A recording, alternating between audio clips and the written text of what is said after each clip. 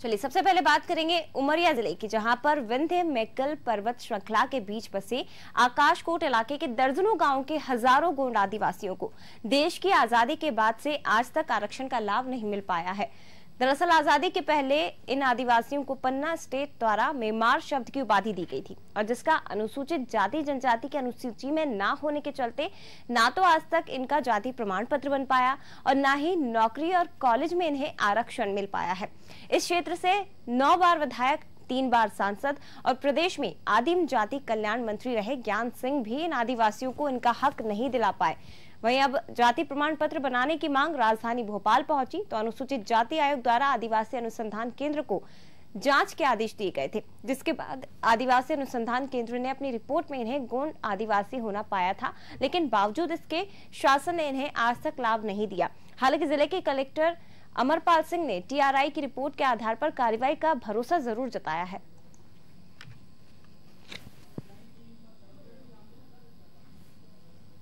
जो हमारी जाति में जो मेमार नाम लगा है, इसके चलते हम बहुत परेशान है कि हर काम में रुकावट आता है और हम ये चाहते हैं कि हमारे पुरानी जो इतिहास में हम गोंड हैं, किंतु कहाँ से ये मेमार जाति आके लग गया, ये हमारे लिए बहुत समस्या खड़ी कर रहा है। अब हम चाहते हैं मंत्री मिनिस्टर से भी बहुत अपील की, आवेदन लगाए, किंतु ये हल नहीं हो रहा। देखिए, ये प्रशासनिक गलती है। मूलतः वो गोंड जनजाति के लोग हैं, मेमार उनका उपनाम और उपाधि थी, उन्होंने दर्ज कर दिया जाति की जगह पर, जबकि वो मूल रूप से गोंड जनजाति के लोग हैं। मैं वहाँ का रहने वाला हूँ, खुद मैं जानता हूँ। तो ये सरकारी स्तर से जो गलती हुई है, सरकार को ही इसे ठीक करना चाहिए, ये हम लोगों की मांग है। जो गोंड जनजाति है वो जो अधिसूचित जनजाति है उसके 16 क्रमांक 16 में आता है और महिमार की बात आप कर रहे हैं। महिमार अभी अधिसूचित जाति नहीं है, इस कारण से जब तक उनके रिकॉर्ड में सुधार होके महिमार की जगह गोंड नहीं हो जाएगा तब तक वो उनके जाति प्रमाण पत्र बनाना संभव नहीं होगा। राजस्व विभाग का मुख्य रूप से काम करने का तरीका तो यही होता है कि उनका राजस्व अभिलेखों के आधार पे जान पाते हैं कि किस जाति का है। तो स्वाभाविक है कहीं ना कहीं त्रुटि के कारण से उनको प्रमाण पत्र नहीं मिल पा रहा होगा। ये भी जानकारी मिली है कि टीआरआई ने उसका रिसर्च किया है। अब मैं उसको देख लेता हूं, जहां जरूरत पड़ेगी तो मार्गदर्शन के लिए शासन स्तर से हम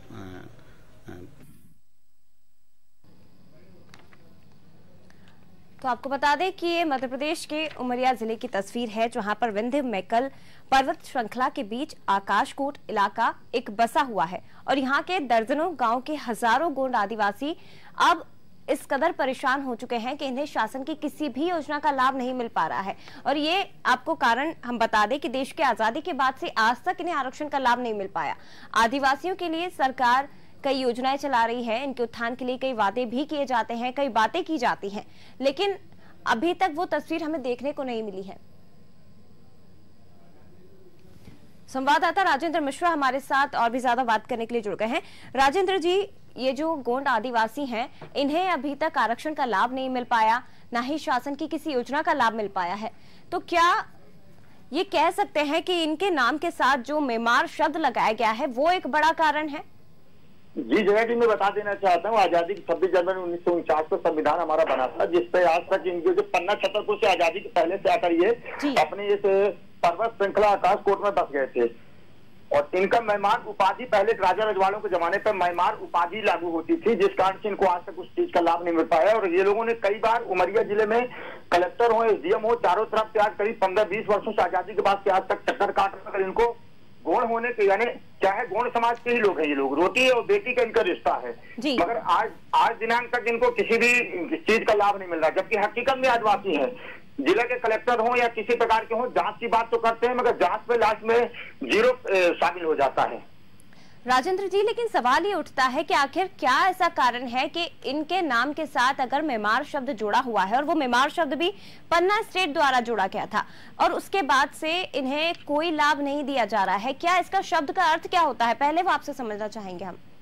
जय जी, मैं बता देना चाहता हूँ जी, राजा रजवाड़ों के समय पे मेमार, गौटिया, चौधरी ऐसा करके उपाधि दी जाती थी राजा रजवाड़ों के जमाने पे जी। जो संपन्न लोग होते थे। जैसे ब्राह्मणों को भी कई जगह पे चौधरी कहा जाता है, तो उनका ये दोष तो नहीं है कि अब चौधरी हो गए हैं। तो उसी प्रकार से ये गौड़ समाज के लोग हैं, इनको मैमार की उपाधि दी गई थी और मैमार शब्द ही इनके लिए वो हो गया जो कि उसमें उल्लेख नहीं है। इस कारण से आज तक इनको इनका प्रमाण पत्र, जाति प्रमाण पत्र नहीं बन पा रहा है और इसके चलते इनको आए दिन इस प्रकार की समस्याओं का सामना करना पड़ता है और शासन की विभिन्न योजनाएं इनके लिए शिथिल साबित होती है। आज तक इनको कोई योजनाओं का लाभ नहीं मिल पा रहा है। ये कई दिनों से ये कलेक्टर साहब पे चक्कर काट रहे हैं, हम लोगों ने भी इनका कवरेज किया और इनको बताया, मगर राजेंद्र जी आती हूँ आपके पास, आप बने रहिए, आपके पास आती हूँ। हमारे साथ बाला सिंह टेकाम जी जुड़े हैं, जनजाति जो मामले हैं उनके जानकार हैं। बाला जी, स्वागत है आपका नादी टीवी पर। जी जी जी बाला जी, हम उमरिया जिले की बात कर रहे हैं। यहाँ पर आकाशकोट एक इलाका है जहाँ पर हजारों की संख्या में गोंड आदिवासी निवास करते हैं, लेकिन कई साल पहले पन्ना स्टेट द्वारा इन्हें मेमार शब्द इनके नाम के आगे, इनके जाति के आगे लगाया गया था, लेकिन अब उस शब्द के कारण शायद इन्हें आज तक ना आरक्षण का लाभ मिल पाया है, ना ही सरकार की किसी योजना का लाभ इन्हें नहीं मिल पाया है और परेशान खास तौर पर हो रहे हैं ये आदिवासी। बिल्कुल सही कह रहे हैं आप। ये एक तरह से प्रशासनिक गलती है। सर्वे बंदोबस्त के जमाने में जो अधिकारी थे वो आदिवासियों की भाषा बोली वो समझते ही नहीं थे जी। ये चूंकि बाहर से आए, मेहमान को मेहमान शब्द को मेहमान इन्होंने मान लिया। स्थानीय लोगों ने कहा कि भाई ये मेहमान हैं, बाहर से आए मेहमान हैं जी। इस तरह से कुछ शब्दों का भ्रंश हुआ जो मूल रूप से गौड़ हैं। उनकी संस्कृति, कला, जाति, गोत्र व्यवस्था सब एक है जी। मैं खुद गौड़ जाति को बिलोंग करता हूँ जी। कई जगह हम लोगों के इनके साथ संबंध है, रिश्तेदारी है, शादी संबंध हमारे होते हैं इनके साथ जी। तो उसको उन्होंने ध्यान में नहीं दिया और उन्होंने खसरा में लिख दिया। अब वो सरकार को ही चाहिए कि उस पर सुधार करे।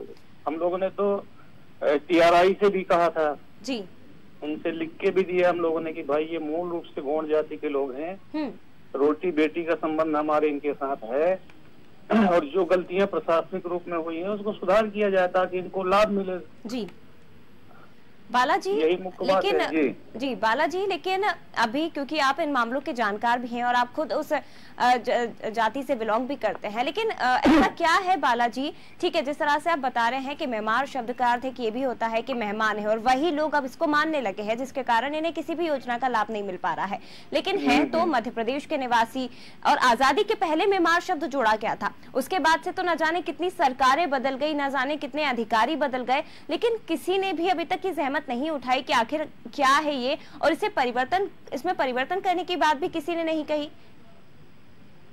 देखिए स्थानीय स्तर पर तो लगातार प्रयास करते रहे, हम लोगों ने भी प्रयास किया है और उनकी जो समूह है उन्होंने भी किया है, पर क्या है कि गंभीरता से प्रशासन ने लिया नहीं इस मामले को जी।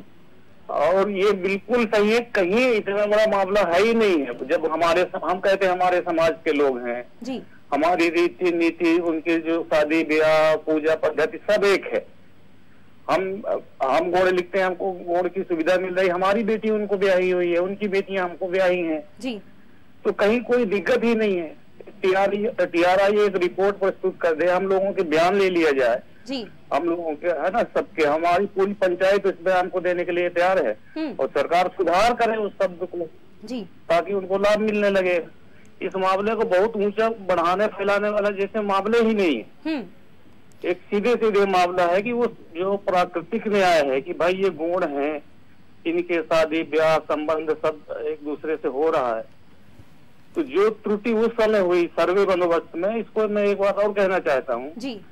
सर्वे बंदोबस्त के जमाने में यहाँ स्थानीय अधिकारी होते ही नहीं थे, कई बार साउथ के लोग आते थे सर्वे करने के लिए जी, जो यहाँ की बोली वो हिंदी भी नहीं समझते थे।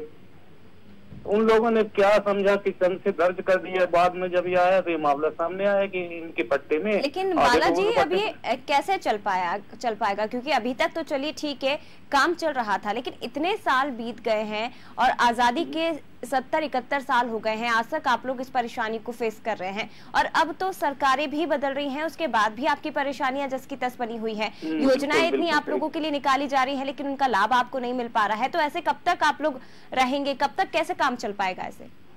बिल्कुल सही कह रही हैं आप, और ये बहुत दिक्कत का मामला है। हम चाहते हैं कि जल्दी से जल्दी इसका निराकरण हो जी, जो सही है, जो न्याय है वो उनको मिले।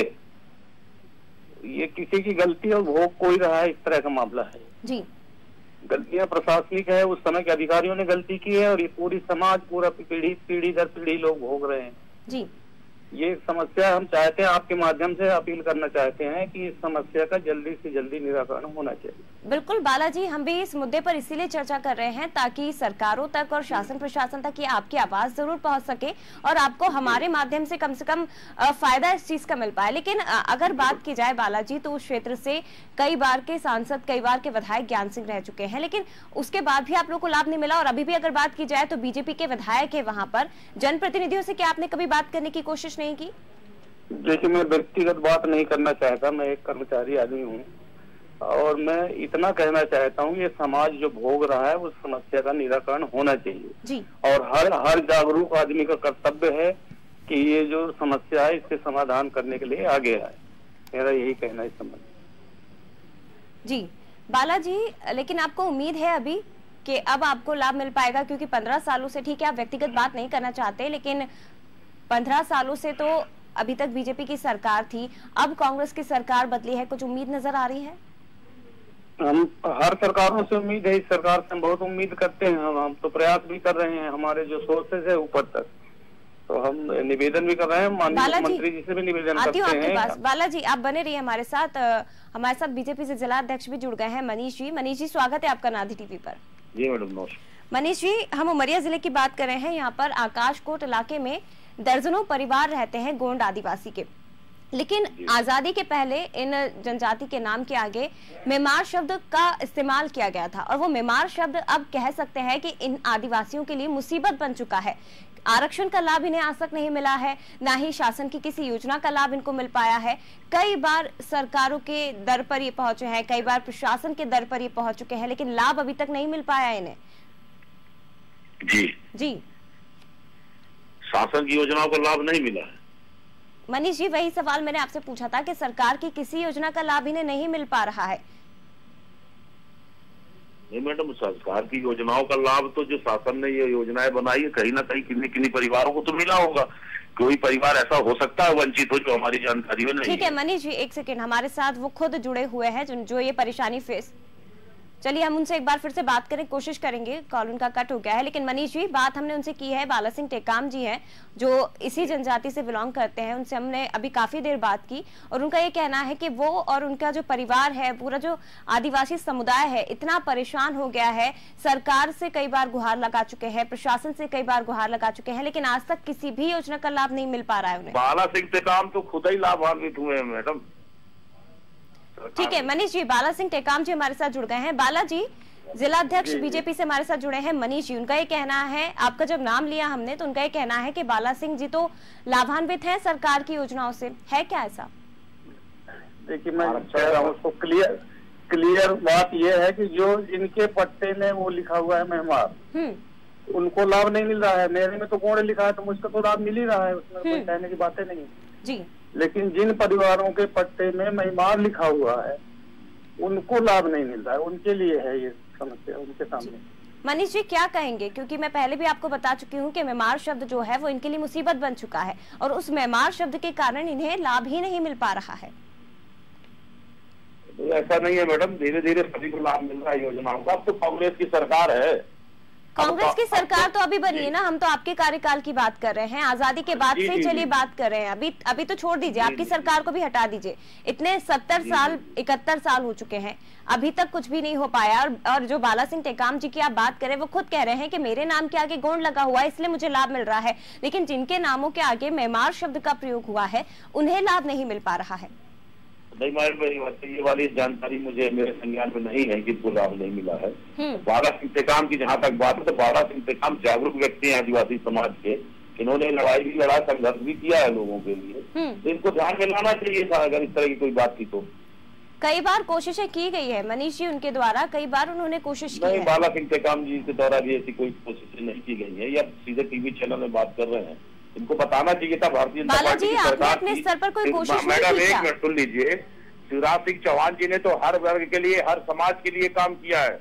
ये छूट कैसे जाते अगर ये बात करते हैं बाला सिंह जी तो जी। मुख्यमंत्री शिवराज सिंह चौहान जी ने तो कोई ऐसा वर्ग नहीं छोड़ा, कोई ऐसा क्षेत्र नहीं छोड़ा जहां विकास का काम न किया हो, जिस समाज के उत्थान के लिए उन्होंने काम न किया हो। कि अगर ये बात माननीय मुख्यमंत्री जी तक पहुंची होती तो निश्चित रूप से इनकी समस्या का समाधान होता। बालाजी, सवाल तो आप पे ही उठाए जा रहे हैं कि कोशिशें नहीं की गई आपकी तरफ से और वो अपनी सरकार की वाहवाही कर रहे हैं। मेरा ये कहना है कि जो अपने TRI संस्था है मध्य प्रदेश में जो आदिवासियों के अनुसंधान करती है जी, हम लोगों ने वहाँ आवेदन किया था, TRI ने रिपोर्ट भी भेजी है जी। अब ये शासन स्तर पर लंबित है और ये तो लगातार हम लोगों ने कई सालों से प्रयास किया है। मनीष जी, बालाजी ये कह रहे हैं कि शासन स्तर पर अभी भी वो चीज लंबित है। हमने कई बार कोशिशें की हैं, ऐसा नहीं है कोशिश नहीं की गई। TRI जो है उनके जी, बाला सिंह टेकाम जी ने क्या इस मामले को लंबित है तो क्या किसी के संज्ञान में दिया है? बालाजी, आपने किन किन जनप्रतिनिधियों से बात की है? मनीष जी केवल वही सवाल पूछना चाह रहे हैं और वो बस वाहवाही कह सकते हैं कि वही करना चाह रहे हैं। आपने अपने स्तर पर शासन या जनप्रतिनिधियों से किन किन से बात की है? देखिए, मैं फिर से निवेदन करता हूं कि मैं व्यक्तिगत मामले में नहीं जाना चाहता। ये सामाजिक समस्या है और इसमें सबको सहयोग करना चाहिए। बालाजी, व्यक्तिगत बात नहीं हो रही है। बालाजी, आप समझ नहीं रहे हैं, व्यक्तिगत बात नहीं हो रही है क्योंकि वो पूरा समुदाय, वो पूरा आदिवासी जो जनजाति है वो इस चीज से परेशान हो रहा है। केवल सवाल ये है कि आपने किन किन से बात की या फिर जो जनजाति जहाँ से आप बिलोंग करते हैं उन लोगों ने किन किन जनप्रतिनिधियों से बात करने की कोशिश की, अपनी समस्याओं से किन किन को अवगत कराया है? देखिए, यहाँ तो प्रशासनिक रूप में शुरू से कई कलेक्टर बदल गए, सबके सामने मामला यहाँ पर लाया गया है, आवेदन किया गया है। फिर भोपाल में जो TRI है वहाँ प्रस्तुत किया गया जी। तो ये तो बहुत दिनों से मुद्दा चला आ रहा है, मतलब 20 साल से, जब से शुरू हुआ कहना चाहिए कि ये तो मतलब बीजेपी के और पहले से है, कांग्रेस के समय से भी ये मुद्दा रहा है, लेकिन ये लंबे समय से लगता हुआ है। ठीक है मनीष जी, सरकार के ऊपर एलिगेशन नहीं है। ठीक है मनीष जी, अंतिम सवाल आपसे लेना चाहूंगी कि ठीक है, अभी अगर आप कह रहे हैं कि शायद सरकार तक नहीं पहुंचाया गया, हालांकि कोशिशें उनके द्वारा की गई हैं, लेकिन अब ये बताइए कि आपके स्तर पर कोई कोशिश की जाएगी? मैडम 100% बाला सिंह टेकाम के साथ साथ सबसे पहले आपको धन्यवाद कि आपने हमारे संज्ञान में दिया है। इसके लिए हम संघर्ष करेंगे और ये विश्वास दिलाते हैं कि वो दिलवा के रहेंगे इनको। चलिए, उम्मीद भी यही की जा रही है। मनीष जी, बहुत शुक्रिया आप दोनों का हमारे साथ जुड़ने के लिए। बाला सिंह टेकाम जी और मनीष जी, बहुत शुक्रिया हमारे साथ जुड़ने के लिए और बात करने के लिए।